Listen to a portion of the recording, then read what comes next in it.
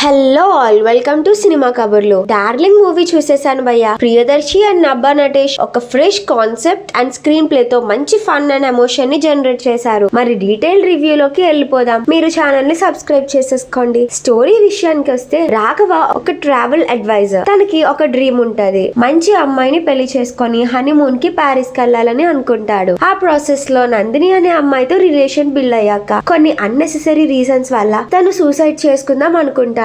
కానీ అదే టైంలో తన లైఫ్ లోకి అనందిని అనే అమ్మాయి పరిచయం అవుతుంది. రాఘవ అనందిని ఇష్టపడి పెళ్లి చేసుకుంటాడు. పెళ్లి అయ్యాక రాఘవకి కొన్ని సర్ప్రైజింగ్ ట్విస్ట్ తో తన లైఫ్ టర్న్ అవుతుంది. అసలు ఆ ట్విస్ట్ ఏంటి, రాఘవ ఆ ప్రాబ్లమ్స్ ని ఎలా ఫేస్ చేశాడు అనేది స్టోరీ. మూవీ స్టార్ట్ అవ్వడమే Nabha Natesh and Priyadarshi characters introduction తోనే స్టార్ట్ అవుతుంది. ఆ తర్వాత ఫ్లాష్ బ్యాక్ ఎపిసోడ్స్ తో మూవీ రన్ అవుతుంది. బ్రహ్మానందం గారు మళ్ళీ అలా మెరుపు తీగలా వచ్చి వెళ్ళిపోతారు. ఆ తర్వాత అలా ప్లాట్ ని డీటెయిలింగ్ గా చూపిస్తూ ఫన్నీ ఎలిమెంట్స్ తో ఫస్ట్ హాఫ్ రన్ అయింది. ఇంకా సెకండ్ హాఫ్ లో ఎమోషనల్ పాయింట్ ని టచ్ చేస్తూ కొన్ని కీ సీన్స్ తో మూవీ మెయిన్ పాయింట్ రివీల్ అయింది. మూవీలో ప్రియదర్శి యాక్టింగ్ చాలా న్యాచురల్ గా ఉంది అండ్ తన క్యారెక్టర్ కి ఒక రెస్పాన్సిబిలిటీ కూడా చూపించాడు. ఒక కమీడియన్ రోల్ నుంచి నెమ్మదిగా మెయిన్ రోల్స్ చేయడం స్టార్ట్ చేశాడు. కానీ తన కామిక్ టైమింగ్ మాత్రం ఎక్కడా వదలకుండా చాలా డీసెంట్ పర్ఫార్మెన్స్ ఇచ్చాడు. తన నెక్స్ట్ మూవీస్ లో కూడా ఇదే గ్రాఫ్ మెయింటైన్ చేస్తే తను ఇంకో లెవెల్ కి వెళ్తాడు. నాని అన్న కూడా రీసెంట్ గా తన వాల్ పోస్టర్ బ్యానర్ లో ప్రియదర్శితో మూవీ చేస్తున్నట్టు చెప్పాడు. నబ్బా నటేష్ తనకి జరిగిన ఇన్సిడెంట్ తర్వాత